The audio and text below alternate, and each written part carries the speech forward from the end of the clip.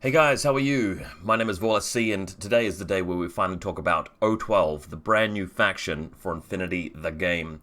Absolutely brand new faction, not a sectorial of some other factions, not a breakaway, it's just a new faction being added to the game, coming out recently, and of course will be available with the Operation Wildfire starter pack. I've got that box pre-ordered. I'll be playing Chaz Thirsty, obviously, and some O12. So, this video, we'll talk about strategy, we'll talk about tactics, we'll go through every profile. You guys know what to expect by now. We'll go through everything. Just a few preliminary sort of remarks. Today is the 11th of August 2019.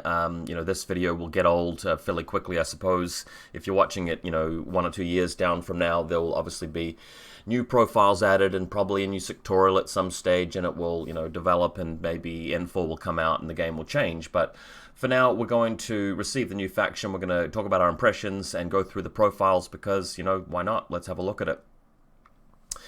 O12 does seem to be a bit of a mixture of Pano and Nomad sort of style units. As we get through the breakdown, I'll characterize them a bit further. They are the space police. I don't know too much about the fluff, but that's not why you guys come to the channel, I'm sure. You guys are here to sort of see what's hot and what's not. So, let's start by addressing the big elephant in the room, and let's talk about the one thing that everybody talks about with O12 in the last week or two since they came out. The defining thing, the characteristic of this faction. And that is that several, maybe half a dozen, of their core profiles seem to be derived from other profiles that already exist in the game, and it seems like Corvus Belli has just come along and made those profiles better. They've tweaked them, they've made them cost slightly more, but they've given them way better abilities and stats, such that those points that you're paying, it's a bargain. Let's talk about that. So yeah, you've got Pano and you've got Nomads, and we'll talk about the product profile specifically. But we're seeing the Upsilon unit, which seems to be like a Nis but better. We're seeing the Lynx unit, which seems to be like a Hexa but better. We're seeing the Varangian Guard, which some people are comparing to the Jaguar, and some people are saying the Varangian Guard are better. And there's so many different little profiles like this, and we'll go through them. But yeah, power creep is the term that people are being used. Are O12 just an improvement on Pano and Nomads, and is this a really blatant example of power creep? Now, what I've been saying on social media and the forums, and what I'll say right now, is that you don't play infiNity with a model, with a unit. You play infiNity with an army list. You've got 10 to 20 models, something in that range, and it's about the capability of your list. It's about the efficiency of all of the models together, how they work together, and what their overall capability is, right? I'm reminded of the US election debate many, many years ago between Mitt Romney and Barack Obama, where Mitt Romney's like, well, under your administration, they've got less of this and they've got less of that. The military's weaker now and you don't have as many of these guys. And Barack Obama responds by saying, yes, but we also have fewer horses and bayonets. There are these things called aircraft carriers, planes land on them. It's about capability. And the point there is that it's not so much like a measuring stick of your individual things, but what you can achieve with your entire effort. So yes, the profiles are better. The profiles are very interesting, and your best lists are going to cherry pick all of the really powerful things in it. But when you compare those models directly, Upsilon versus Nis and Lynx versus Hexa, the real question that I want you guys to be asking is, well, what's the context of that? Yes, I think that an Upsilon is better than a Nis. I agree with you guys, but the thing about the Nis is it's in the same faction as Joan of Arc. It's in the same faction as the Cutter. It's in the same faction as the Swiss Guard, as the Bulleteer. And when you're writing your list, you may have a lot of things in it that O12 can't actually take, and the net result, the sum of all the parts, is that, Pano is actually very good in a way that O12 might not be. Similarly with Nomads, sure, the Jaguar might look a bit bland compared to the Varangian Guard, but the Jammer's the Jaguar's defending a deployment zone with a Jammer helping it, with a lot of crazy koalas, with the Interventor, with the Intruder, and all of those things like the Morlocks and Morans and everything that makes Nomads good. And O12 doesn't have a lot of that stuff. Just remember that a faction is just as much defined by what it does have as what it does not have. So that's going to be something that we're going to be talking about. Not too long ago, I did a power rankings summary of your votes in the community, and let's just quickly ask, well, where in that ranking would O12 place? My personal thoughts there is that O12 is not at the top, not at the bottom. They're probably just above halfway. They may be in the top third, around about that. That's my feeling. Haven't played any games with them, not even on Tabletop Simulator. By the way, the good people in our Discord community have already put the actual pictures into models and profiles, so we can actually play this faction in Tabletop Simulator already, which is great. Good work, guys.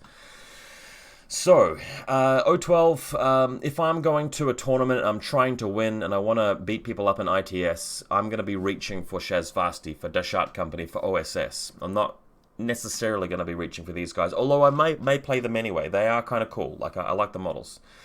On the same sort of saying of things, O12 is not at the bottom either. O12 is a lot better than Foreign Company, a lot better than Druze, a lot better than these other weaker factions.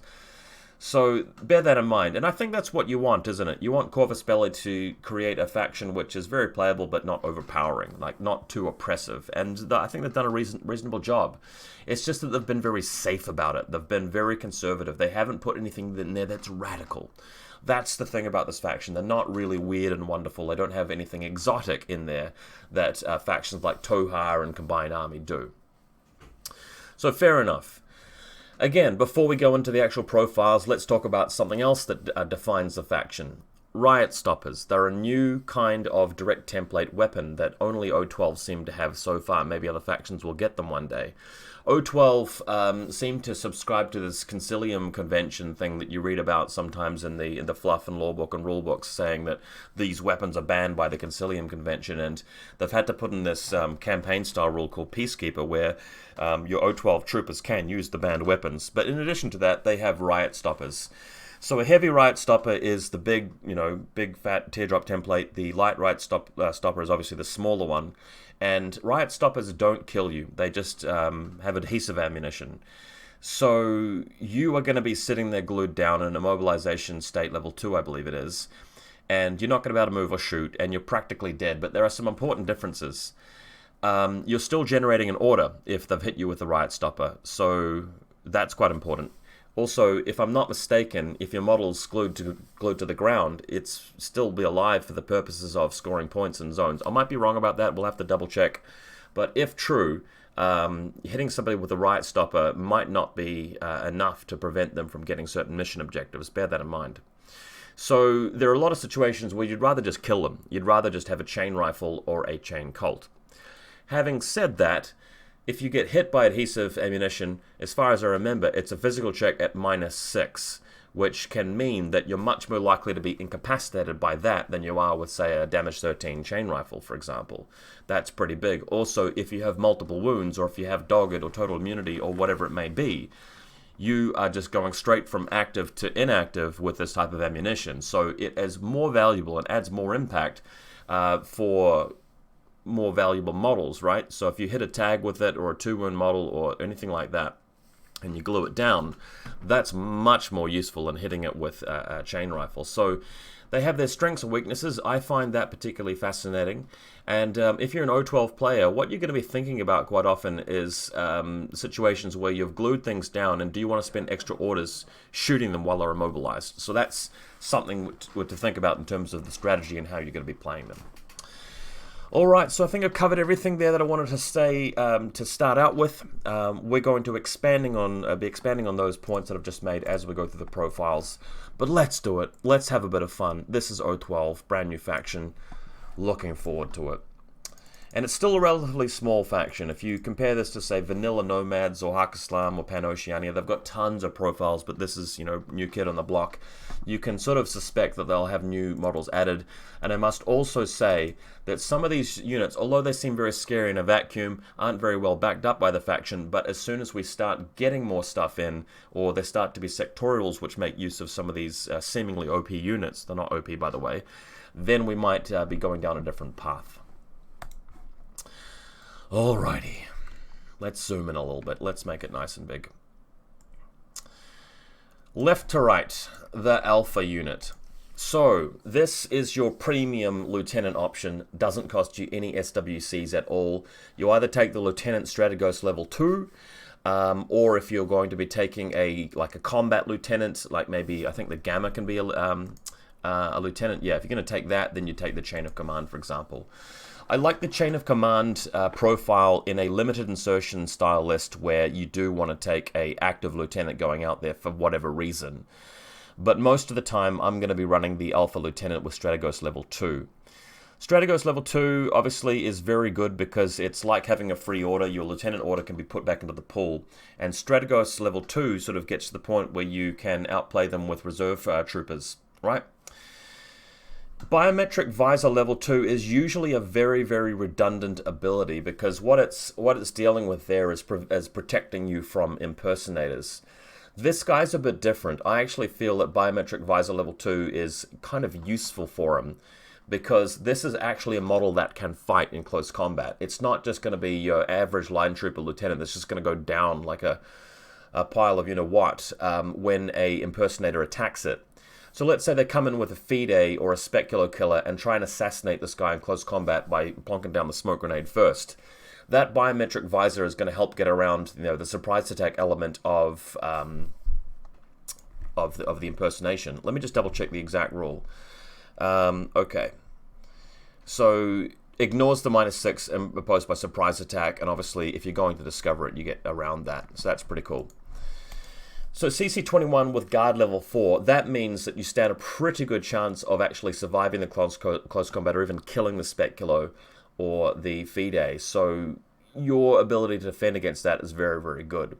If for some reason you're moving out later in the game and actually moving out to attack things with it, which is not, you know, unthinkable, this guy can kind of fight. Another really good use for this guy is that if something has actually come towards your deployment zone as an alpha strike and attacking, and they've just spent everything and they've got some attacking piece sitting in near to your deployment zone, this might even be the model you send after it to kill it if it's nearby, because 2 light shotguns, 2 nanopulses is quite reliable for just killing things that are nearby. But you're not going to be going on a long range run with it, right? It's not a long range unit. And at 26 points, yes, it's a bit much just for a lieutenant sitting back and doing very little, but I'm willing to take it for the combination of, okay, it's your lieutenant, you haven't spent any SWC points, you're getting Strategos level 2 out of it, which is valuable, willpower 14 for winning lieutenant role, very, very useful, and counterintelligence if you're running a multiple groups list. So for all of those different factors, right, that's worth 26 points in my view. I think it's actually a really good profile. So happy with the Alpha unit, a bit jealous of it for other factions, but really look forward to playing this guy. Please note that he has Silhouette 4, so it's a bit like Andromeda, where you've got a guard sort of model on your base, or Colonel Veronin or whatever his name is. So just be careful about him, try and have him prone at all times, or her, and just make sure you've got a spot in your deployment zone where they're not going to see the back of its base or something crazy. Authorized Bounty Hunters, obviously the 12-point submachine gun profile is very cost-effective and very useful. It can't go in your link teams because this is a vanilla faction, but if you really want more regular orders and cheerleaders, this guy's not bad for that at all. Most of the time, though, you're going to be using other more effective faction-specific profiles, just like you would in any other faction, but it's kind of handy that they have them. And if these guys do get to come into some sort of O12 sectorial down the track, I think that you'll definitely see them in the same way that you see them in Deshat. Cyber Ghosts, Quantronic Intervention Unit. So if you really like your hacking, and you're the kind of player that plays a lot of hacking device pluses, then you'll probably use this guy. I see him as kind of similar to the Danavas hacker in Aleph. But I personally won't be taking this guy a lot, just because I don't feel that the hacking device pluses are particularly useful if that's the only thing you're getting out of your model. Willpower 14 and BTS 6, yes, that's sort of premium kind of stats, but you compare that to what the Intervent is doing, and the Nomads just basically have a better version of this, I feel. Doesn't do a lot of fighting, just one combi rifle. The picture's nice, but not very reliable if you're starting in deployment zone and firing where it costs. I think sometimes of Bit and Kiss, but the difference with Bit and Kiss is that Bit's got Maestro, whereas the Killer Hacker here doesn't have any upgrades. And Bit and Kiss obviously is a team, so they've got that little friend to come around with the adhesive launcher, and of course the SMG being quite good for fighting with. So I don't think I'll take this a hell of a lot. If you're playing Transmission Matrix and you're just dead keen on winning the hacking war for some reason, you'll probably put one or even two of these guys in your list. But yeah, the other thing too is if you're playing a scenario where you're getting a hacking bonus of +3 whip to press buttons, that might be a way to go. But again, there are other hackers around. We're going to be talking about the Kappa, which can take just a standard hacking device with SMG for 15 points, which is an absolute bargain. There is also the Gangbuster killer hacker. I believe the Razor is an assault hacker, so no killer hacker there. But yeah, it just depends on how much you like hacking, how much your list needs the hacking bonuses. I'm sort of feeling like maybe not so much. We're about to talk about the Dakini TACbot, and the Dakini, obviously you want assisted fire for that, but because there are so many primo HMGs in this faction, we'll talk about that soon, I'm not even sure if I'll be taking the Dakinis that often. You'll also note that with all of the attack bots and so forth, well, sorry, all of the bots, I should say, there are no attack bots. This faction has no equivalent of your Bulleteer or your Rushi, that kind of thing. Pathfinder, sorry, Peacemaker. So having a hacker for assisted fire and some of the other abilities doesn't really strike me as worthwhile as much. The Cube Jaeger, I've never been a huge fan of it. It's nice as a specialist that you can sort of bring on to the side of the table or something like that.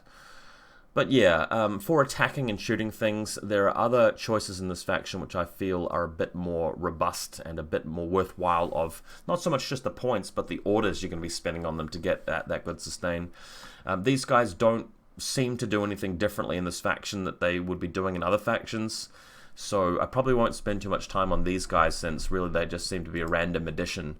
If I'm going to be using a drop trooper, it is probably going to be the Delta, right? Because the Delta unit, similar to the Akali in terms of abilities and stats, but you have the option for that light Riot Stopper profile, which is very interesting because then you can drop him next to something which really doesn't want to get glued. Diva Functionaries, again, Divas can be very good in the right context, but kind of boring in others. When I saw them in NCA back in the day, you know, the MSV2 Spitfire running around didn't strike me as particularly fearsome because you've got no smoke, you've got no link team backup, you've got no assisted fire, you know, like the Rushi does, and you're still paying 33 points for it. No shock immunity or anything, so it's worrying about mines and stuff like that, SMGs, which are so prevalent nowadays. So don't really love the Diva in this faction by himself. But again, if this becomes something you can add into a link team once O2, O12 get link teams, if you're allowed to add one Diva Functionary to a Kappa link team, for example, that's when I would be running it. But yeah, a little bit weak. Note that, of course, there are no Lieutenant options as well. So yeah, when I play the Diva in Aleph, it's usually just to be the Lieutenant, but you can't even do that in O12, so I don't really think I'll be playing it very often. The Kappa unit. So this is a line trooper, and we can start talking about the so-called power creep between other line troopers and O12, right? So you're paying just 12 points, and you're getting a BS12 guy, whip 13, so that's basically over a Fusilier, for example. You're paying 2 points for an extra willpower and shock immunity.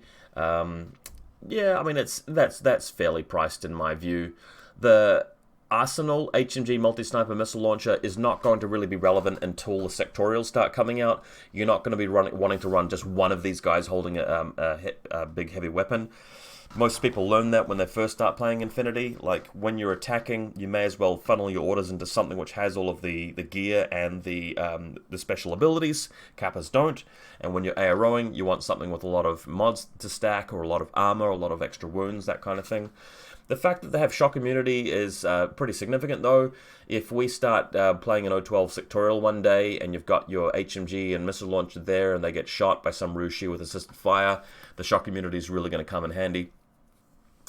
The main profile that sticks out to me here is just this 15-point SMG submachine gun hacking device, which is crazy, because you go to other factions with their line troopers and see how much they pay for a willpower 13 hacker.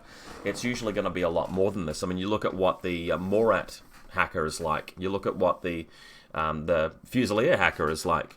And this guy's still willpower 13, and he's just 15 points for and half an SWC for a hacking device which is going to provide your assisted fire and your control jump and fairy dust or whatever you may need in this faction. So I'll be running that particular profile a lot, and I definitely think it's a lot more cost effective than going over to the Quantronic guys and taking the assault hacker, because that's an extra, 11 points for the ability to put down white noise and cybermask and stuff like that, and having slightly better hacking stats. I mean, if that hacking device plus is going up against other hackers, it's going to get ruined. And then if you take the killer hacker, it's just not going to have access to all the supportware. So Kappa hacking device, my favorite profile there. SMGs always seem to make things several points cheaper. That's a whole different topic, which of course we're going to be talking about a lot. And I might bring up when we talk about our N4 speculation stuff, but that's a while off. Forward Observer and Paramedic, you might fit a 14-point guy into your list at some point, just for the sake of being a specialist. There may be some missions where you need to have Forward Observers. I think the grid or whatever it was, where you actually hit the objective with forward observation before destroying it, you might see that crop up sometimes. And the 12-point Lieutenant, it does strike me as a waste of an SWC when, if you can fit the list around an Alpha, the Alpha seems to be the better way of doing it, just especially since the extra 14 points just spending above and beyond the Kappa nets you all of those great abilities: counterintelligence, Strategos 2, guard level 4, the ability to survive close combats, the ability to shoot close range. But yeah, if you really want to go with the budget version and you have an SWC you're not using, sure, Kappa Lieutenant makes sense. Now, Outlaw Sniper, don't really know why he works for O12, to be honest. He strikes me as the kind of renegade that, would steer clear of the law. But what would I know? Anyway, Nauf, I don't feel like he has a place in this faction because, let's face it, you're paying, 30 points for the Upsilon multi-sniper, and that's got MSV2 in Mimetism, whereas what has Nauf got is Mimetism and MSV1. Plus marksmanship level 1, which he barely needs, and stealth, multi-terrain, which he's hardly ever going to use, and heavy pistol, which he's very rarely going to fire. So that's an extra 2 points for losing MSV2. I just can't see it. I mean, why would you, right? This doesn't make any sense at all. Lynx unit. So this is the upgrade, shall we say, to the Hexa. Right? So people are going and looking at the Hexa and going, well, the Hexa is the same kind of thing, but now we've got a Lynx unit. What I might even do is I might even just bring up another instance of infiNity Army here, and we'll just directly compare it. I know that a lot of people have been just tearing their hair out about this particular issue. I haven't, but some people have. Okay, so a Hexa is BS12, and the sniper rifle 32 points. This guy, multi-sniper rifle 34 points, so you're paying an extra 2 points for 1 additional point of ballistic skill, right? You've also got courage. The Hexa does not have courage. What else have we got? Anti-personnel mines in there, and this guy does not have anti-personnel mines. Why would that be relevant? Well, sometimes your opponent's going to be landing drop troopers sneaking up on you around your flanks and stuff, and laying a mine is not a bad idea. You may be involving the Lynx in some coordinated orders that moves them out. You may want to preemptively put down a mine to defend your sniper spot, your perch, your nest from attackers and people trying to come up and contest you. So, yeah, spending 2 points for +1 ballistic skill and mines and courage strikes me as pretty good. We've also got willpower 14, and this guy's got willpower 13, so that's kind of important for the discovers as well. You're losing the extra point of physical, but that hardly matters. gaining +3 BTS up against flash pulses and plasma ammunition, whatever it's going to be. Yeah, it does look like power creep, doesn't it, guys? But again, you know, the Hexa is in a faction that can take a range of other things. You've got Crack-Up Renegades, you've got Joan, you've got this, you've got that, you've got whatchamacallit, Zulu Cobra. So it's about context, it's about capability, it's a lot about what we can make with our lists. Having said that, okay, so if you're going to be playing O12, because you're going to be lacking some of the overpowered stuff, like symbiomates, like jammers, like posthumans, like whatever it may be, fatality level 2, you're going to be wanting to crutch hard on these guys and make use of your small gains. Let's talk about the other profiles. Shock Marksman Rifle strikes me as the least interesting personally, just because I'm going to be wanting my deployment zone guy to be doing a lot of work right off the bat. The Shock Marksman Rifle, I'm going to have to get into position and spend a few orders getting up there, whereas the multi-sniper seems to be doing the job and being a very powerful ARO piece some of the time.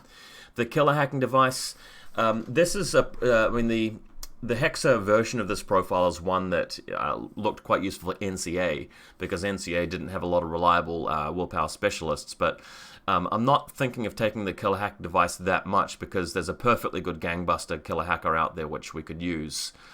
So yeah, Cybermine, not the most useful piece of equipment either. Willpower 14 is nice for being a killer hacker, but again, I think there are better button pressing specialists and killer hackers.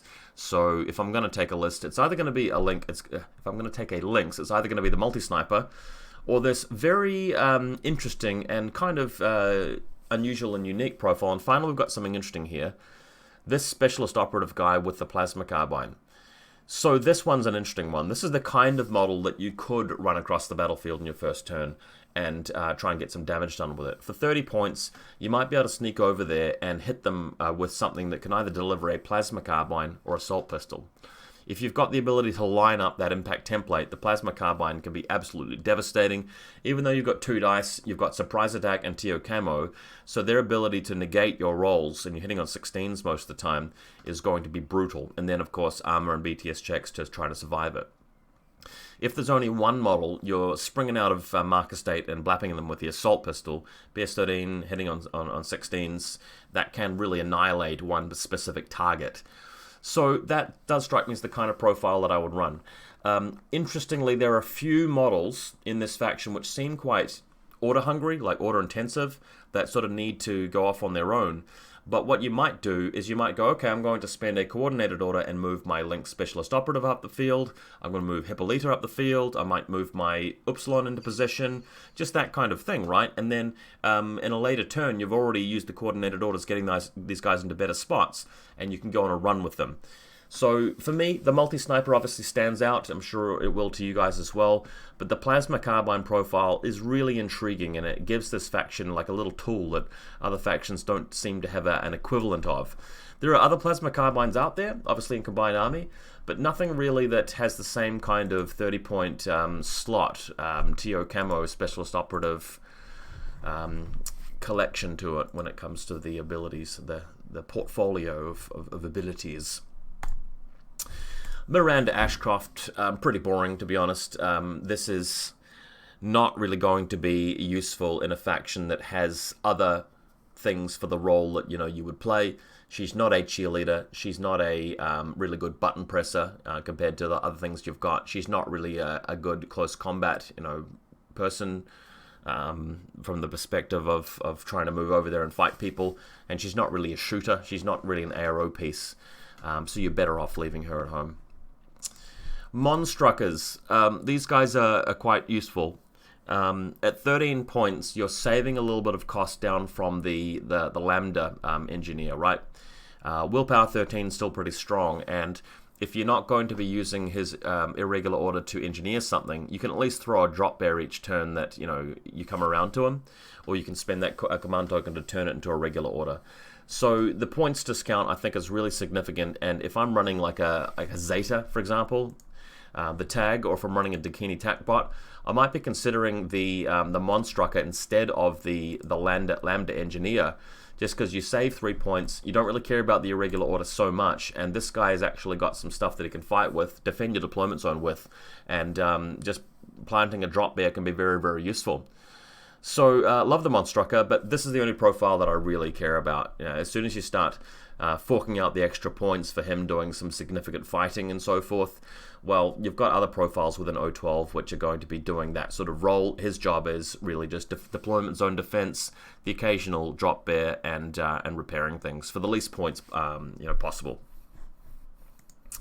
So the Lambda crew, you do pay a premium for these guys, 16 points for a Whippower 14 specialist, and it's going to be worth it. I'm going to be taking a Doctor almost every game because you're starting to see shock immunity on some of the important units. Go over to the Upsilon, that's got bioimmunity. The Kappa, if you're going to be taking a Kappa, especially if there's going to be link teams coming out later, and there's guys like the Gamma, things like that, you're going to be wanting a Lambda Doctor. As well for the links as well, let's go take a look. We just went to the links. So if your links get shot without being shot by shock, the Doctor's going to need to be there. I'm going to be taking a Yudbot with it a lot. So yeah, definitely has a place there. And as we just talked about, the Engineer is going to be a model that you take if you're running a Dakini or a Zeta tag. But most of the time, that Monstrucker is going to look like a very, very competitive choice for that particular slot too. So I'm not mad at it, but we're seeing a bit of a theme here that these guys seem to be above average cost, they seem to be quite elite, and they do what Nomads and Pano do on the bare bones basics without having access to a lot more of the exotic sort of radical stuff. And they are quite elite, expensive units in the same way that LF is, but again, without having access to this sort of niche things like net rods and all the Greeks and stuff like that. So it's interesting. They are a bit of a bland faction, but sometimes you want to be going for that sort of straight-laced, efficient, basic role kind of style, right? Just a side point. I used to characterize Pan-Oceania that way in the sense that Pan-Oceania are the faction that isn't really just about shooting. That's not really what characterizes them. Pan-Oceania are this faction where they have the very cost-efficient models for the roles. So if you want just a TO sniper, you're paying for this Hexer with no frills. And if you want just a heavy infantry model that has MSV3, you're paying just for the Aquila Guard and blah blah blah.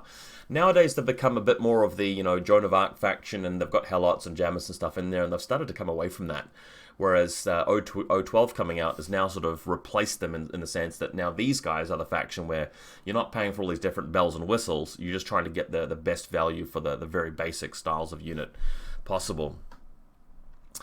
Team Serious. The Serious guys. Some people don't like the models. I think the models are cool. Some people don't like the profile. I think the profile's cool. My favorite one, and can you guess? I'm pretty sure you guys can guess right off the bat that my favorite one's going to be this one, the Red Fury, just because I like Red Furies. These guys are very useful. They play a role of attacking, in my view.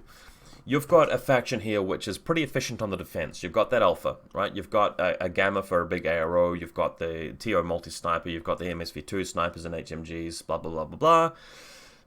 What if you need to go first for some reason? What if you need to go and attack that deployment zone? What have you got for that? Well, the Delta only does so much. You need something which can start further out there and can move quickly and do some damage.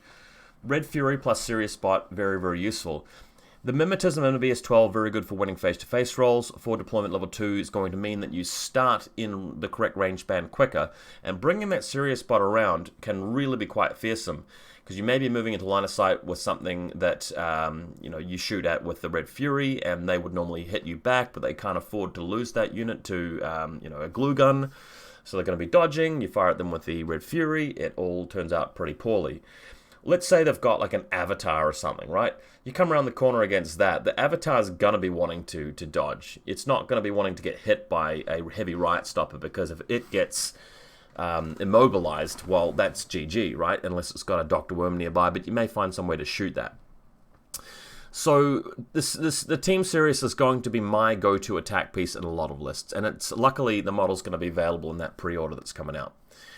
Quickly looking at the other ones, boarding shotgun, fine, especially if you're playing on a very dense table and you feel that from forward deployment level 2 you can get over there quickly enough, be fine, but just be careful.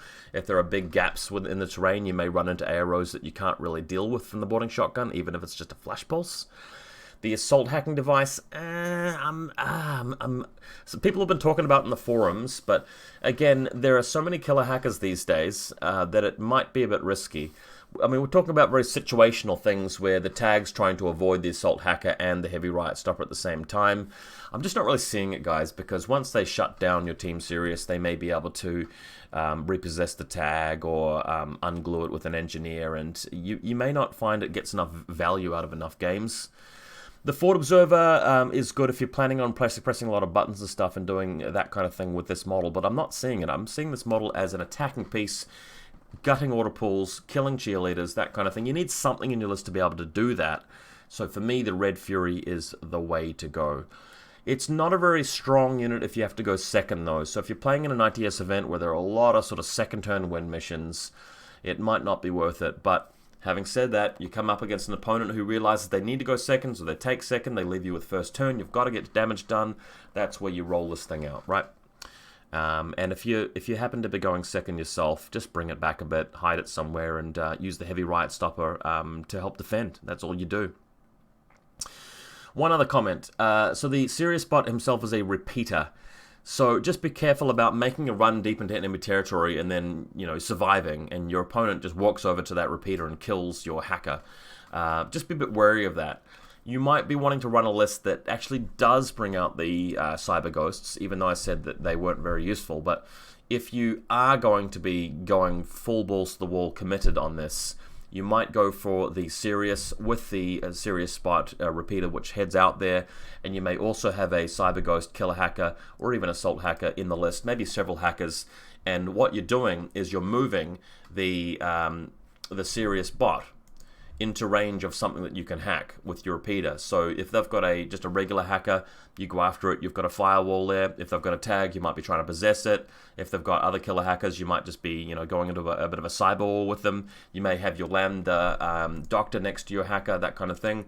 So if you're going to play a very heavy hacking game, the Serious Bot can facilitate that, right? So you take the Team Serious, you take heaps of hackers, go nuts.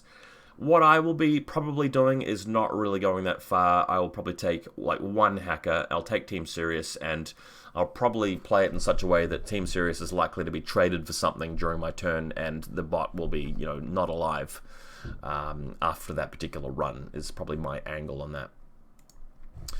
Warcores. So nothing to say about these guys. They don't do anything differently in this faction than any other faction, so nothing too special to say there. Armand Lemuet. So this guy, he's already a little bit underwhelming in infiNity in general. I think the only time I'd really think about using him is actually in Toha, where he can actually get a symbiote mate.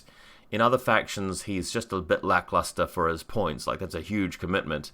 And in this faction, it's no different, because the models that you have to play this ARO piece role are already better than him for value for money. You've got the very efficient links there, the very efficient Upsilon, and the very efficient Gamma for AROs. And I don't think this guy really adds what you're going to be looking for. Cuervo Goldstein, Basilisk level Delta. So this is the special character Delta. As far as I can tell, it's the only character that O12 have. He is expensive. He makes me think a little bit of Diomedes from the Greek Steel Phalanx, because he's very, very good in close combat, and he's cost quite a lot of points, and he's effectively able to take 2 wounds as a drop trooper. He's a pretty big commitment. I don't particularly like spending so many points on a drop trooper, because I'm going to be wanting to go to ITS events where I win 5 games back to back. If I'm running this guy too often, that one game's going to come around where he just doesn't get value, and I'm on the back foot, and that could lead to a loss with me being at a disadvantage from that throughout. Thinking about it though, like, there are going to be some missions where you get a bonus for drop troopers, for example Firefight. That's a good opportunity to consider him. If you are running an Evo repeater for some reason, maybe throwing this guy in there as well for the efficiency around that could be quite good. If you play in a lot of like tables where the opportunities to come on the side of the board are very, very good. Yeah, I can see it happening. I'm just worried that he may, you know, show up on the side of the table or drop down somewhere and just not come into range with his guns quickly enough, whereas other drop troopers have the ability to take combi rifles and Red Furies and Spitfires that can be a bit better for drop troopers in general. Note also that he has no smoke, so getting into close combat can be a bit tricky in some situations.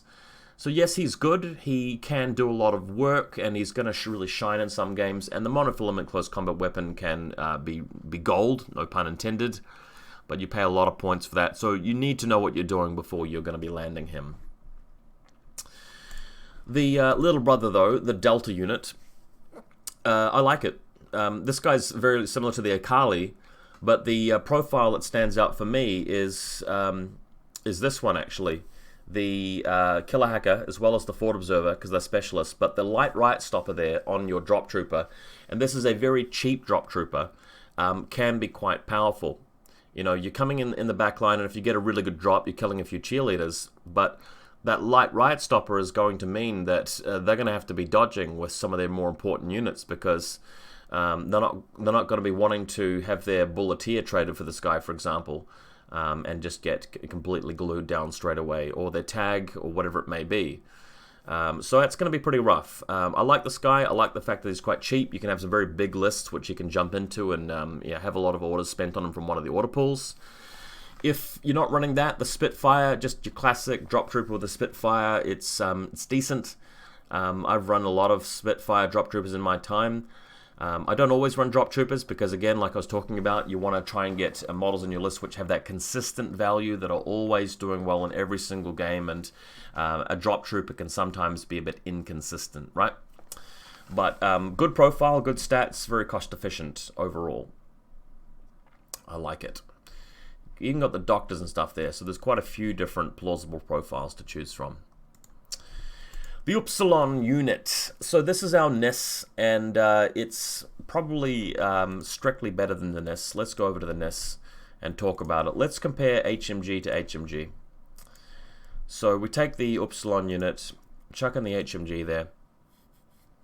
Both 4-2 speed. The Upsilon gets more close combat, same ballistic skill. The NIS gets 1+1 Fizz, same willpower. The Upsilon loses 1 armor, but gains 3 BTS. But the main difference, of course, is bioimmunity. So the thing there is that if the NIS gets hit by some multi-weapon or SMG or anything with assisted fire, you're just going to lose it. So that armor 3 and cover not helping you out enough, and your model's gone. Whereas the Upsilon, armor 2 plus cover, you go unconscious, your doctor revives you, and reviving a unit of this caliber, of this value, is massive. If you have to deal with the multi-sniper a second time in your game, that's really bad. Or the HMG, for example. Let's say your HMG is going after some enemy unit that happens to have shock but isn't very good on the AROs. Let's say it's a TR bot with assisted fire, and you happen to have your Varangian Guard throw out some smoke. Upsilon goes in there to blast it with the HMG. Then the TR bot rolls a crit. So you go unconscious, but then you revive your Upsilon and try it again.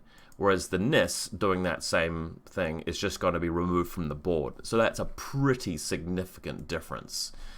The other thing here is that the NIS HMG is 34 points, whereas the HMG over here is 30 points. So you lose shock immunity for the NIS, but you pay an extra 4 points, right? Overall, this is a power creep unit. It is power creep, but we shouldn't really be talking about it that way because we're talking about it in a vacuum if we're having that discussion. I would rather have the NIS plus the Pan-Oceania units than the Upsilon plus the O12 units most of the time. Pano obviously can have a jammer. They can have inspiring presence. They can have the Helots, blah, blah, blah, blah, blah, blah. Whereas the Upsilon is not as well backed up as the NIS is within the faction. But, strictly speaking, the Upsilon is better than the NIS. So the HMG profile, the multi-sniper profile, both fantastic. Oh, and by the way, did I forget to say that they have a nanopulsar as well. So if your opponent's creeping up on you to try and trade short range, all you can really do with your Nis is fire the pistol, whereas the Upsilon gets a nanopulsar for that, which is pretty powerful, and nanopulsars can be used for intuitive attacks, blah, blah, blah, blah, blah. It's a pretty sickening, comparison. The Shock Marksman Rifle, not particularly interesting to me because this is a 4-2 unit which is going to have 4 deployment level 1 only, and it's going to start quite close to your line, and it's going to be needing the long-range guns. That's what the profile's for. In the same way that we don't really see a lot of, combi rifle Nisses running around, we probably won't see too many Shock Marksman Rifle Upsilons running around, is my prediction there. Upsilon, very good. Beta Troopers. The comparison I've seen some people make with these guys is to the Sujian from Yuqing. So these guys are quite a bit cheaper than the Sujian. Obviously you're 6-2 speed, but you have a climbing plus all the time. So you lose a couple of points worth of speed, but you don't have to change forms. BS13 down from BS14, Armor 3 down from Armor 5, 2 structure points down from 2 structure points plus NWI, but you gain Mimetism, so are you willing to take the price cut for that? A lot of people are saying, well, these guys are a bit better than the Sujian. I would completely disagree, again, because of the capability and context argument. The Sujian can go into Imperial service and you can have a 20 order list that doesn't really skimp on value. Yes, you've got 8 Quang Shi there, but every single Quang Shi is a useful fighting unit in that faction. They're not just cheerleaders. They can go on link teams. You've got amazing smoke potential. You've got the Ninja and the Sophotect and all of that good stuff. So I'd rather have a Sujian available than a Beta Trooper, considering the context. But in this particular sectorial, this might be your go-to attack piece. Let's say you don't want to take Team Serious for some reason, but you do want something to charge over there, and you're not going to rely on a Goldstein or the Delta to do it. This might be the goer, because he's got the mobility with climbing plus and 6-2 speed. I'd prefer him to be slightly faster, but hey, I'm not going to complain about this model. He's got Mimetism, so he's hanging off walls and doing his shooting. So if you're committed and you want to play this faction aggressively, this is not a bad choice. It is hackable, so do watch out for that. And I don't see anything here that's going to give it stealth. Hyperdynamics, kind of useful. Remote presence, again, kind of useful for sticking around if you're going to repair it from your deployment zone.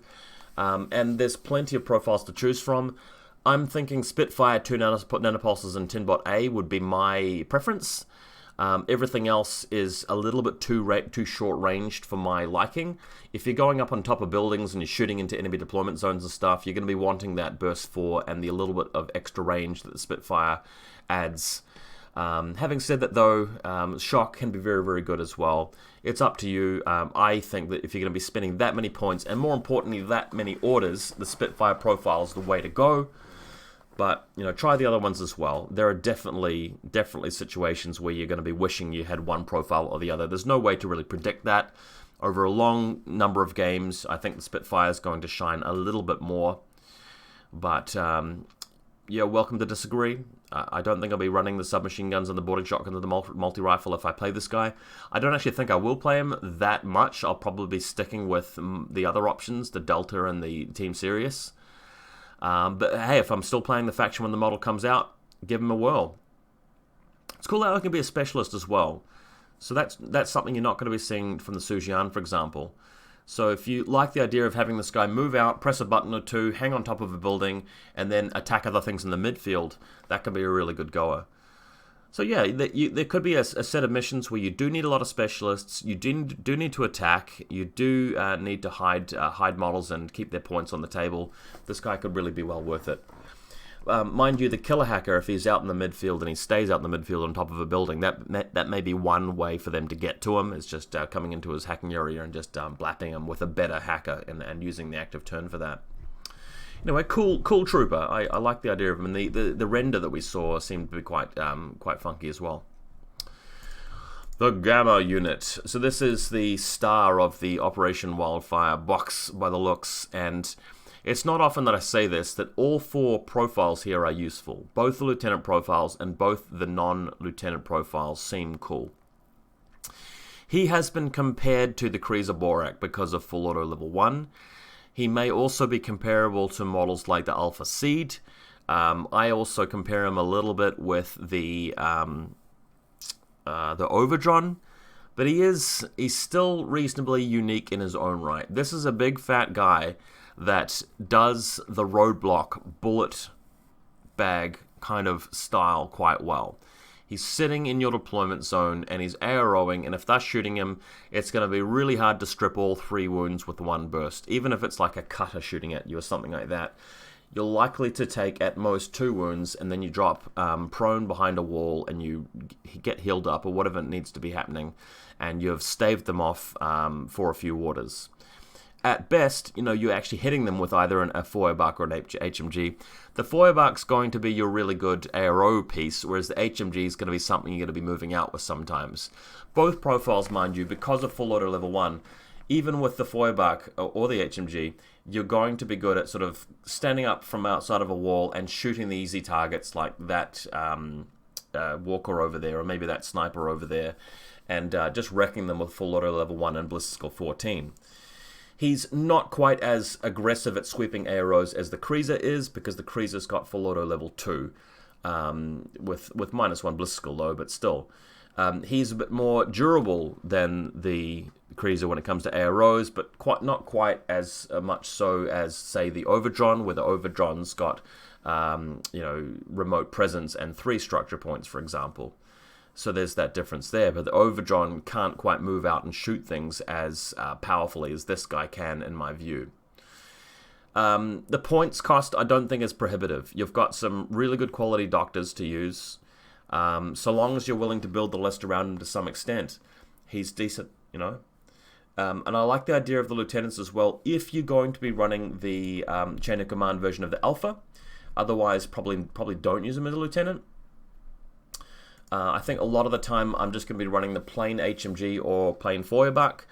The Feuerbach probably less often, just because with AROs you've got the Upsilon Sniper and the Lynx Sniper, so they can be taking care of that.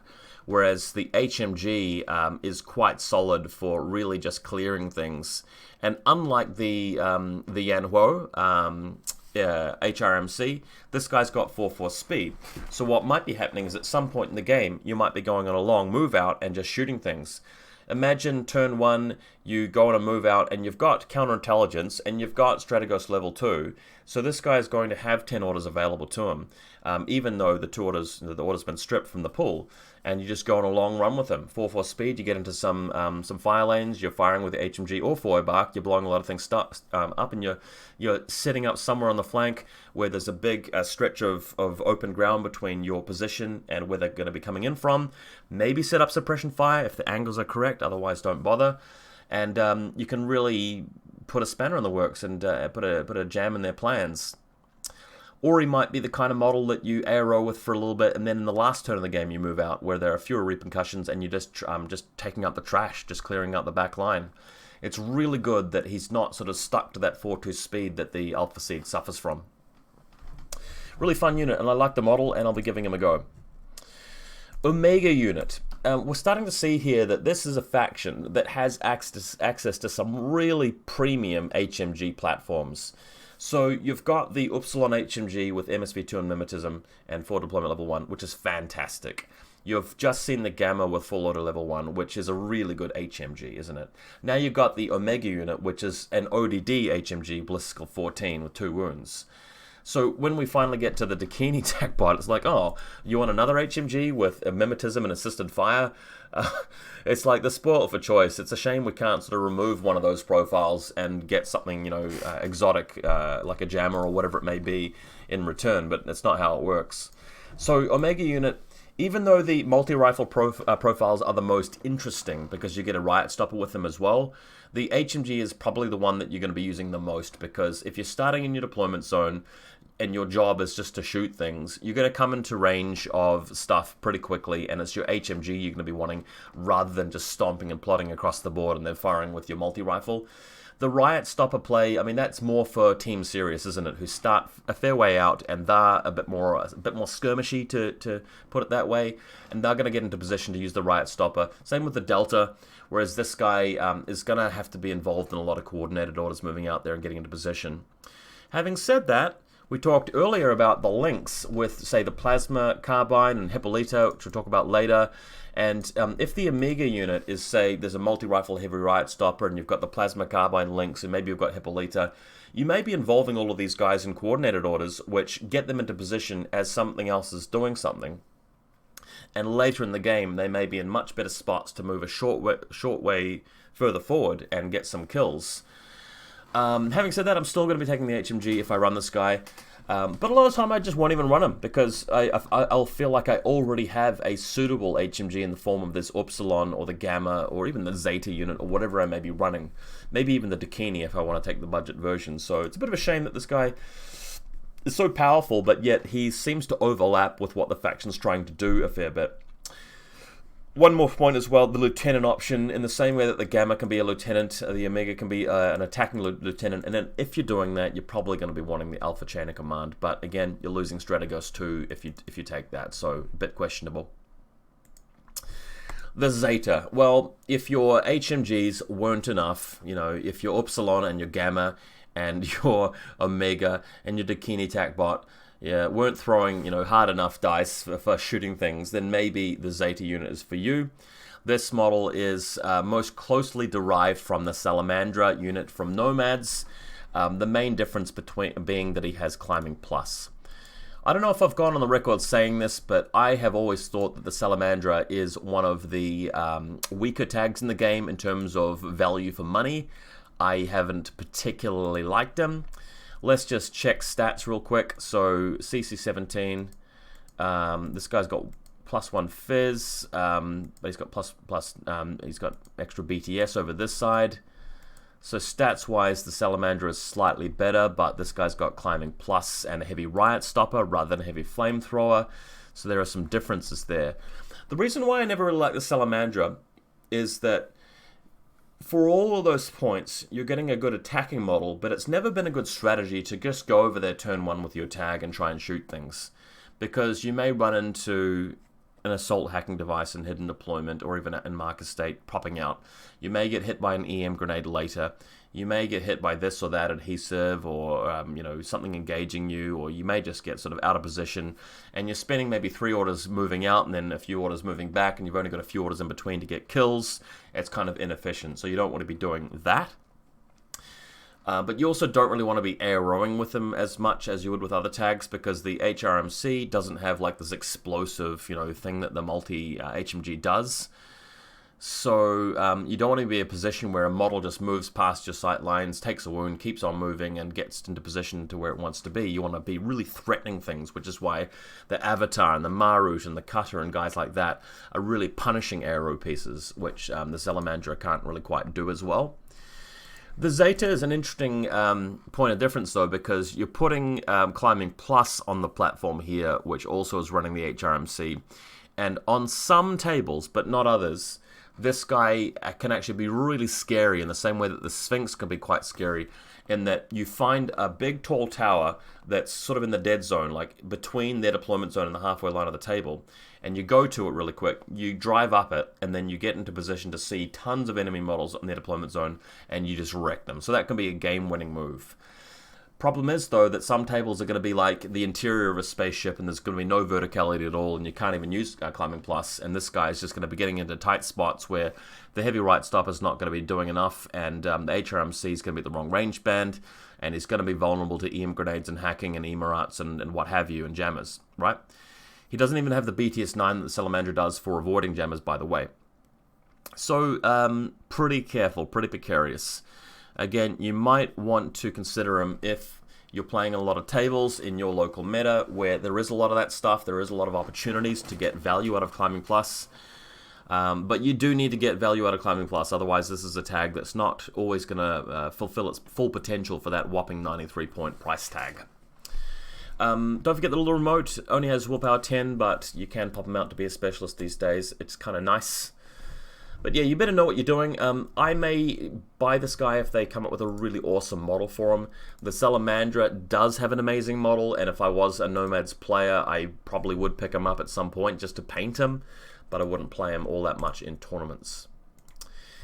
The Dakinis. I've always said that the Dakini HMG is just one of the top profiles in the game. It's absolutely amazing. It's so cheap, and having a BS, effectively 14 if you're ignoring cover, profile that has shock, has mimetism, is really fast, is just the way to go. And being able to repair it if it takes a crit, using remote presence to keep it alive, is just really, really good. It's just a bit silly that this is a faction that already has those other amazing HMGs, which we've just talked about, so it seems a bit redundant. I'm still going to take them sometimes, though, just because sometimes I'm going to be wanting a really big list, and I can't really afford to have those bigger HMGs in there, so I'm going to be taking them, right? I might sometimes even take the Paramedic, because the Paramedic's nice and cheap, he works as a specialist and a cheerleader, and the 6-4 speed allows you to get up to the buttons a lot more quickly. And sometimes that Paramedic is going to be useful to shoot something with a little medigun and revive you. So it's kind of cool that the Dakinis are in there, and I love the fact that, I've already got the Dakinis on the shelf. I'm going to be playing some O12. I'll add them in there. The other profiles don't strike me as that interesting. I mean, you're taking a 13-point TACbot cheerleader. You may as well grab a Varangian Guard. The light grenade launcher is not really going to be useful enough, and the multi-sniper rifle, well, I mean, you may as well spend an extra 9 points and start to have stuff like a Lynx or an Upsilon, that kind of thing. Fuzz bots, so O12 have access to the same kind of bots that everybody else does, just with a couple of light twinges like climbing plus on the TR bot, for example, climbing plus on the sensor bot, that kind of thing. We've got Yud bots in there. And one thing I find quite disappointing here is that Corvus Belli had the opportunity to throw in some quirks and actually mix up the bots a little bit, in the same way that, say, Combined Army have got these Echidrons, which are, an interesting departure from normal baggage bots, for example, or the Q-Drone, which actually is a more powerful version of the TR bot, and that sort of characterizes that faction a little bit, whereas the O12 seem very mundane and boring as far as these bots are concerned. I remember when Bostria was talking them up in the O12 week, and he's like, wow, they've got their very own bots, and there's these new bots. I was thinking, oh, cool, they're going to be quite different and varied in terms of their profiles and abilities. But no, we're not seeing anything new here, unless I'm missing something important you guys are seeing that I'm not seeing here. I mean, you've got your straight-up baggage bot, Evo Repeater, Total Reaction Guard. I'm still going to be taking them, of course. I'm still going to be taking them, but, this... Ugh. What can I say? I mean, there's nothing special about them. They just have a couple of slight differences from normal bots from other factions, and I find that kind of annoying. Gangbusters, Special Crime Squad. These guys make me think of the Canren, because the Canren can have the Mad Traps and can be a killer hacker and can do a bit of fighting. These guys don't have the close combat potential, but they have some pretty good guns. And they have mimetism, which is really, really nice. I will be using at least one of these guys for just about every list, sometimes two of them, because when you're playing a faction like this, which doesn't really have jammers or any of the exotic stuff, and you may not have a lot of deployment zone defense in some cases, Mad Traps are just so good, and my style of taking second turn quite a lot, really want the Mad Traps, and this guy can take a light Riot Stopper. My thinking is to either go for the Combi Light Riot Stopper or the Killer Hacker. Not the Boarding Shotgun, because the Boarding Shotgun's missing the Mad Traps, and you want the Mad Traps. You don't want the Boarding Shotgun. So the Combi Light Riot Stopper profile is good because sometimes you don't want them to hack you when it's your reactive turn. Like, imagine you come up against some Link team which has got pitchers in it, like, Kernau, and he throws a pitcher over there, kills your Gangbuster, your Mad Traps suddenly go, whoa. So that's not great. Whereas the combi rifle version, although it's not a specialist, is better at holding your line and not dying, because you just hide up in some building and you've got the Riot Stopper ready, you've got the Mad Traps in position. MSV1's really, really cool. I mean, you've got the combi rifle there as well, which is going to work at that 8 to 16 range band in a way that the SMG is not going to. So if you're going to take two of them, maybe it is worth running one of each. But again, no Boarding Shotgun. I really think that's the wrong profile, because it's the Mad Traps which really make this guy shine. Yeah, just a great combination of abilities at such a low price. BS12, MSV1, Mimetism, Infiltration, Mad Traps, Light Riot Stopper. Really, really good guy. The model's kind of cool as well. Love his tats and his sunglasses. Just such a valuable unit for this faction. You're definitely going to be wanting to take him. The Razor unit is the classic infiltrating TO specialist, and every faction that can take an infiltrating TO specialist should be taking them at some point. Bringing a model out of hidden deployment to swing the game in terms of the zone or the objective or just shooting something is such a big deal.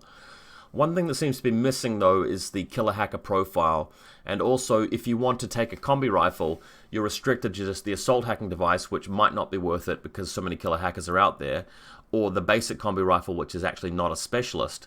So the interesting profiles I'm seeing here, like the Forward Observer or the Mine Layer, are just boarding shotgun profiles. So that can be a little bit awkward, but a boarding shotgun's not bad if you're infiltrating anyway. So if you're out there and somebody comes up to the middle of the table, sets up suppression fire, or presses some buttons, or puts their own mines down, you may be coming out of hidden deployment and killing them quite easily thanks to the surprise attack in your TO camo plus the boarding shotgun. That might be very effective. Also, if you see a run available to you and there's an avenue to something important on their line, you've got your guy halfway up the field, you start moving out of hidden deployment, you're in marker state, you've got your boarding shotgun, you go all the way over there and you just blast that gun up their ass. You blast them, and that boarding shotgun could kill the lieutenant, for example. It could wipe out even a tag if you've got a really good angle, covering maybe like a straight line through to a cheerleader, and then the template goes out to a tag. For example, if you get a few shots into something like a flashball spot, which is going to stay in remote state, unconscious state for a while, and you can keep doing it. So yeah, they're interesting. I'll be taking one in a lot of my lists, probably not two. The assault hacking device for 37 points is juicy, but it's risky. You guys just watched my tournament report where I was relying on that Mark II proxy assault hacker sometimes. If you're going to be playing show of force missions like that where you feel confident that you're going to get that value, then that's when you're going to be taking that assault hacking device. Otherwise, it's often going to be the Forward Observer or the Mine Layer, I think. The thing about the Mine Layer is you can be completely hidden off the table. Model's not even there, but you've got a camo marker sitting there, which your opponent may or may not know is actually a mine. The thing is, though, are there any infiltrating camouflage markers in this faction? Unless I'm missing anything here, I don't really think that there are. Am I just totally wrong about that, guys? Can you have an infiltrating camo marker just sitting out there? It doesn't actually look like you can, which means that if they see a camo marker out in the midfield and they are reasonably wise and experienced player, they're going to know that it is a mine just because they know your faction. So just be aware of that. Hippolyte, I think the new model's kind of cool. I don't play Aristaya. I think the existing Aristaya model's kind of cool. But this is an interesting profile. She is a glass cannon. She's very expensive. She has NWI but no shock immunity, and she's just got the one wound. She is a bit squishy, but in terms of value, in terms of tools, in terms of gear, in terms of the skills and the training, she's got a lot going for her. So you've got the Perseus-style ODD super jumper, right? You've got the, Super Greek elite-style CC-23 martial arts level 4. You've got the close combat weapon. Kinematica level 2 for dodging, like on a... actually, no, it's not hyperdynamics. It's kinematic level 2, but for engages and dodging, you want that. Breaker combi rifle BS-13 ODD. She can shoot. Nanopulsar, very good for defending in the clutch, defense when she's got NWI to kill something. A flash pulse with whip 14, that's going to come up sometimes.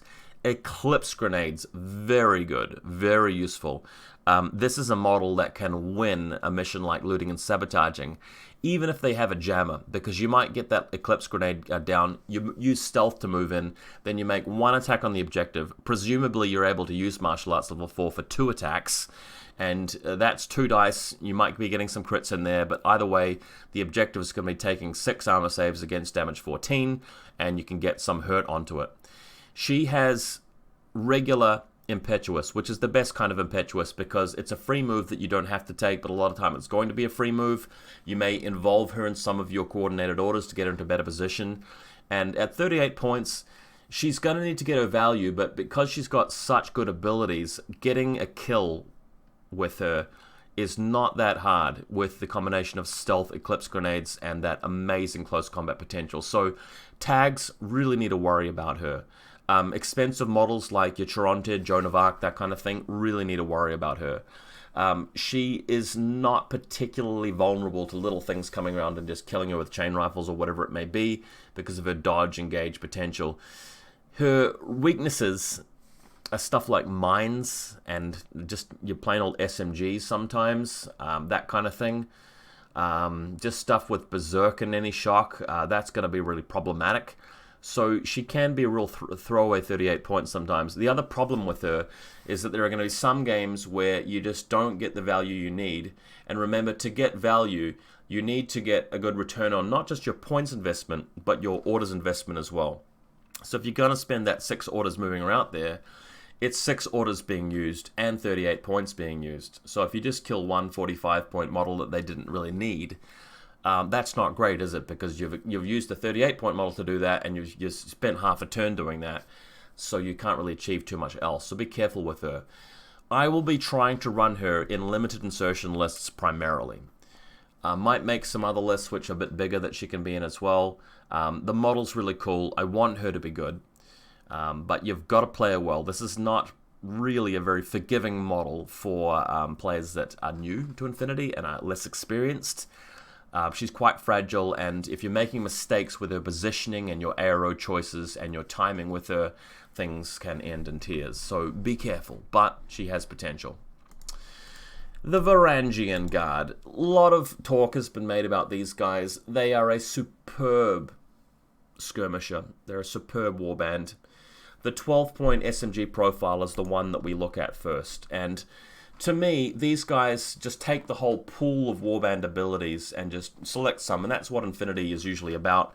It's not about radical models a lot of the time, it's just, your individual variation of the archetype. So these guys have been compared to Jaguars because they're kind of good in close combat, but not as good as, say, what do you call them? The witch dudes from Combined Army, the Dakinis or witch soldiers. Having said that, these guys have Berserk, and you don't see that on the Witch Soldiers or Jaguars, for example. Berserk is really good for trading. Religious Troop, not a big deal, but again, that makes them a bit closer to the Morats than the Jaguars. Dogged, that's a Jaguar ability, if I recall correctly, whereas the Dakinis have Mimetism instead. You might also compare these guys to Shaolin Monks, but the thing is these guys just have a regular order, and they have regular Impetuous rather than Extreme Impetuous. If you are going to give a warband one of the three things, either no Impetuous, normal Impetuous, or Extreme Impetuous, there's a priority list there. The best thing to have is regular Impetuous. The second best thing to have is Extreme Impetuous, and then the third best thing to have is no Impetuous. If you have smoke grenades, because this is basically a free order. Imagine if there was a warband out there and it had a special rule that simply said, you've got 2 orders generated by this guy rather than 1, and let's say it costs 12 points and all he's got is like 1 smoke grenade and 1 chain rifle and no really good stats. That would be an amazing model if it cost like 10-15 points, because you're getting a double cheerleader out of it.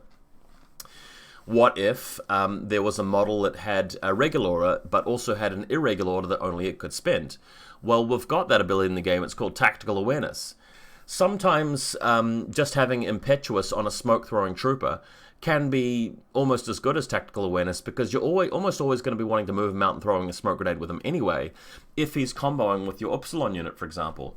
So you've got the Varangian Guard, and we've seen this before time and time again in infiNity, where like your Hakkasan player, you've got your Gazimativa moving out with Impetuous, throwing smoke, your HMG with MSV2 stands up and shoots something.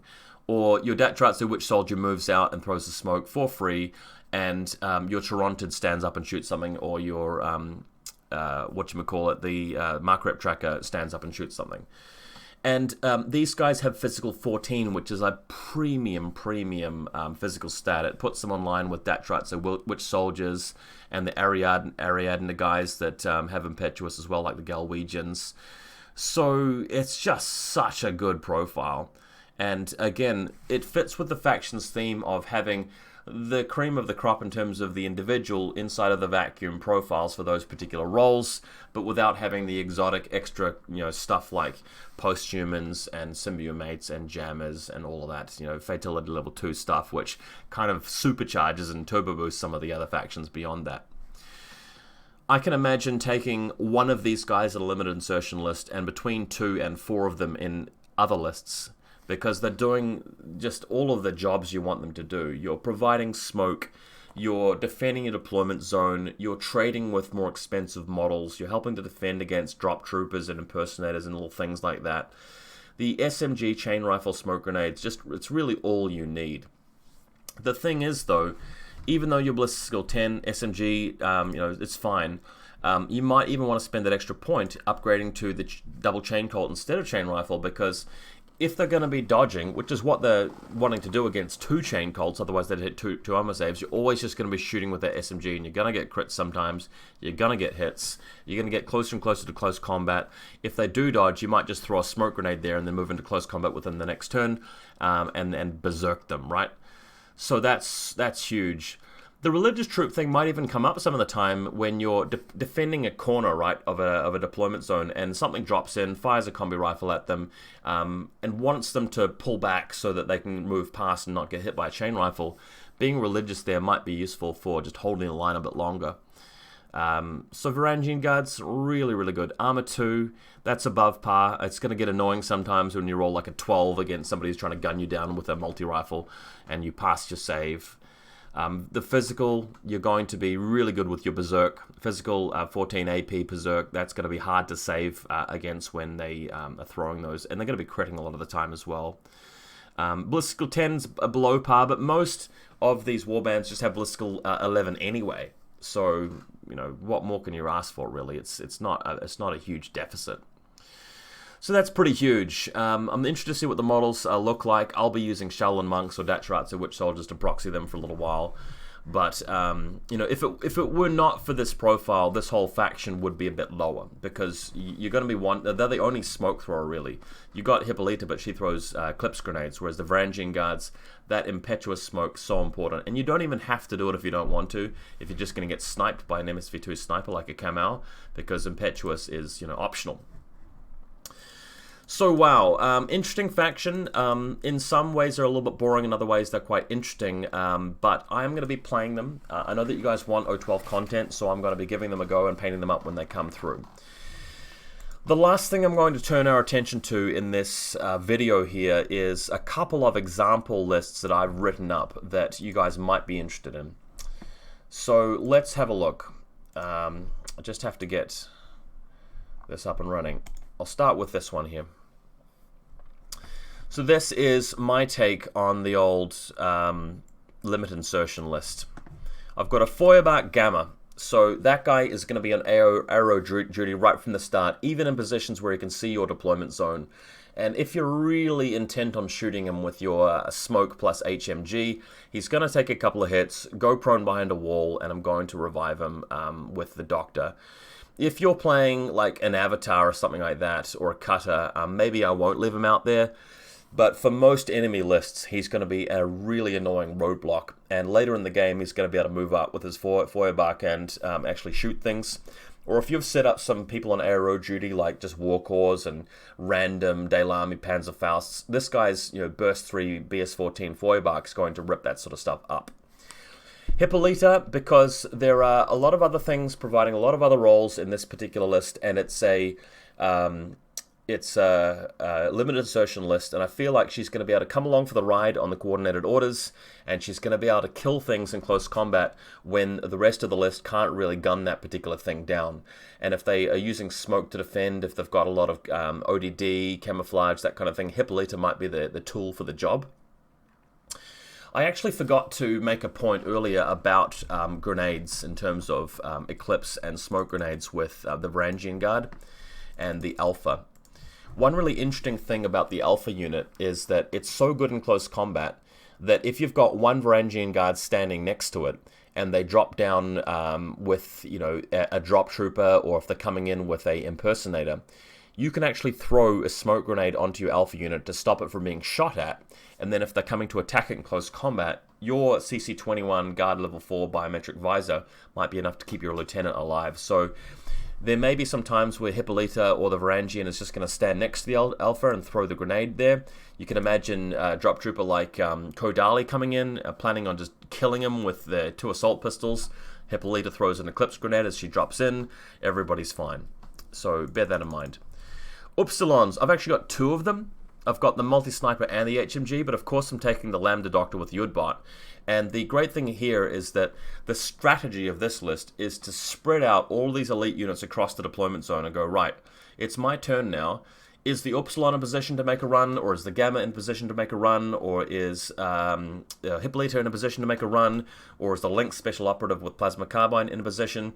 I might just coordinate them all up, or I might go, right, turn 1, your turn, Hippolyte, you make a run for it, and maybe she gets lost next turn, and then the following turn, this other model makes a run. So I don't run out of powerful attacking troopers. The quality is all there, and it's about covering the whole battlefield in terms of opportunity. So there might be a really good fire lane over here, but my Gamma's too far away to abuse it. That's the job of the Upsilon. So the Varangian comes up, throws a smoke grenade, and I stand up with the Upsilon HMG over here. Or maybe the HMG is too far away, the multi-sniper might be there, or the Lynx multi-sniper might be able to shoot. So on big open tables, these guys are going to have a lot of fun, and they're going to be able to solve a lot of problems in terms of enemy ARO pieces. Gangbuster killer hacking device, a mad trap. Again, we talked about the Gangbuster being vulnerable against enemy hackers, but this one's just going to sit back closer to my deployment zone. With just 10 orders, you don't want to have your order pool gutted, but it's quite hard to gut the order pool of this particular list because everything is so well defended. We've got models with a lot of wounds, a lot of abilities. We've got the mad traps there to help defend. We've got smoke grenades and things like that. So I think that you can deploy well enough and ARO well enough that these guys are quite hard to crack. But you kind of need the mad traps in there just in case, because there are a lot of offensive models out there. Lambda Doctor, really crucial. Alpha Lieutenant, well, you can't use counterintelligence in this list because it's only 10 orders, but you still take him for the Strategos level 1, and Strategos level 2 actually, very useful, and just straight all around being a very good defensive lieutenant, good willpower stat as well for winning the role. And Varangian, there's only a slot for one of them just because with 10 orders, you're going to be spending all your points on other stuff because you need to be able to afford it. And if you put too many Varangians in there, then you have to make other models unnecessarily expensive for their roles, I feel. So this is a fun one. I'm really looking forward to trying this particular 10-order list for O12. I've got one other list to show you, and this is the list which I think is probably going to be close to my main go-to list for this faction. Let's have a look at it. Again, we've got the Gamma. The HMG Gamma, I still find them more useful than, say, the Amiga HMG. Because with the Gamma, you can use them as an ARO piece as well, whereas the Amiga can easily just get shot by that smoke HMG combo, whereas this guy starts tanking it with his armor 6 and effectively 3 wounds. So the Gamma, in this sort of setup, remember, you've got counterintelligence playing in with your Alpha, you've got Strategos level 1, out of 2, providing that extra order, so you can go on a run with them. The Sirius is there as well for the reasons I talked about earlier, where there might be a bit of an opportunity for the Sirius to move in and get the damage done, but you may be playing an opponent who just sticks a lot of guys up on Overwatch duty watching the table. Well, the Gamma's going to be brilliant in that spot because he's just going to be picking them apart with full auto level 1 and that HMG and Ballistical 14. Very strong. Upsilon Multi-Sniper, again, you want to play carefully with this guy. He can be watching the full table if they've got a lot of stuff. Like it's Caledonia, for example. You pop him up there, and you're shooting the Galwegians as they're coming out. Really fantastic for that. And when they finally start moving out with their AP HMG Grey Rifle, well, you might actually tank some of the shots, go unconscious, and be revived later. If you're too worried about things that can easily crack him, well, just cover an angle. Take a vector of the table rather than the whole lot. We've got the typical VaulSC baggage bots and things like that, flash pulse bots, just typical VaulSC list. Again, Gangbuster Killer Hacker. Again, maybe the Combi Rifle one's better, but I've got the Killer Hacker there anyway. One of the reasons I've run the Killer Hacker in this list is because I have no other hackers. I'm not going to be using the Dakini TAC bot. We're not going to be using assisted fire in this one at all. So the hacker is purely there to be able to take the bots for cheerleaders. Otherwise, he would just be the Combi Rifle. 2 Varangians in this group, 2 Varangians in that group, they all have the chain cult upgrade. And when you've got that many of them, your deployment zone is very safe with all of those chain cults around corners. And if you're ever moving out with them, which you are going to be doing, because they can go in coordinated orders as well, they're going to be midfield some of the time, they're going to be throwing smoke grenades, and they're going to be setting up spots where they can get the double chain cult threat happening in the midfield. Group 2, sometimes Group 2's orders are just going to be spent reviving people with the Doctor. Sometimes the Lieutenant's going to be going after something. The Lynx multi-sniper's there for an ARO, but sometimes you're going to be actively bringing out of hidden deployment and just sniping things if you've got a good angle for them. But some of the time, all of your Group 2 orders are just going to be used moving these 2 Varangians up midfield. And there's nothing wrong with that. The Varangians are so threatening out in the midfield because of the SMG, the double chain cult, the berserk close combat potential, the way that they can screw up an enemy play by having smoke grenades in the wrong place, means that you're always going to get something done with Group 2's orders rather than just idly moving over and pressing a button and going into suppression fire. It's going to be so efficient in that Group 2 because of the wondrous nature of those warbands. So this looks fun. Not the most exciting or original faction, but they look entertaining, and I'm really looking forward to painting the models.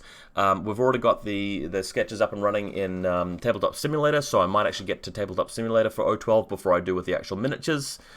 But interesting faction, guys. Hope you do well with them. Hope you enjoyed this and got a lot out of it. I've been talking for too long already. Had a good time. Hope you did as well, and we'll see you again soon.